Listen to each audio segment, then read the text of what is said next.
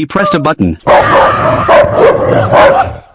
The man had been trapped in this room for a long time. There was no door and no window, only a strange button. The moment he pressed it, hundreds of little angels came out of the walls. They all laughed loudly. After a while, they went back into the walls, but they left new buttons on the wall. He randomly pressed one. A vase flew out of the wall. He pressed another one. A pair of chopsticks appeared. He kept pressing. More and more chopsticks appeared. He seemed to have found a new form of entertainment, so he pressed the button crazily, but he accidentally pressed a different one.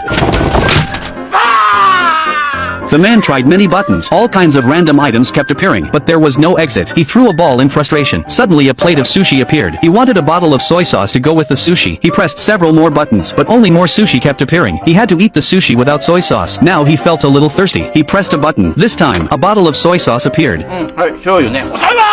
The man started looking for an exit again. A door suddenly appeared behind him. He immediately rushed toward the door, but as soon as he let go, the door closed again. He started trying all kinds of methods, but all methods failed. Finally, he brought the vase to hold down the button, but the vase was too light. He decided to add water to increase the weight, but the water only poured onto his head. He tried all kinds of positions, trying to catch the water into the vase, but the water he finally got was not even enough to water a flower. The man suddenly thought he could put sushi into the vase. When the vase was full of sushi, he found it too heavy. He could only use chopsticks to take the sushi out piece by piece. Finally, he moved the vase next to the button. He pressed another button. A tribesman suddenly appeared and kicked the vase. The vase instantly cracked. The man trembled with anger. He stuck the remaining rice onto the button. The door opened, but the next second, the button popped back out. This time he even used tape, but the tape was quickly torn apart. The man completely gave up, but he still pressed another button. A hanging rope appeared in the room. He grabbed the rope and pressed the button. Using the rope's swing, he reached the door. This time he successfully rushed through, but there was another closed door in front of him. This door required a key. When he tried to go back, the door suddenly shut and slammed into his waist. He kicked the wall in anger and accidentally kicked out a key. Unfortunately, the key only existed for 10 seconds. He marked the button with sushi. He grabbed the rope and swung over, successfully grabbed the key, then rushed to the exit. He inserted the key. The door still did not open, because there was also a number lock on it. The man completely lost his temper. He threw things everywhere. Just then, the tribesman appeared again. The man suddenly remembered. 3 numbers were written on his head. He tried once more. The door finally opened, but he was trapped inside. The man fell into total despair. He began to miss the room full of buttons. At least there was food, there were toys, and clothes to wear.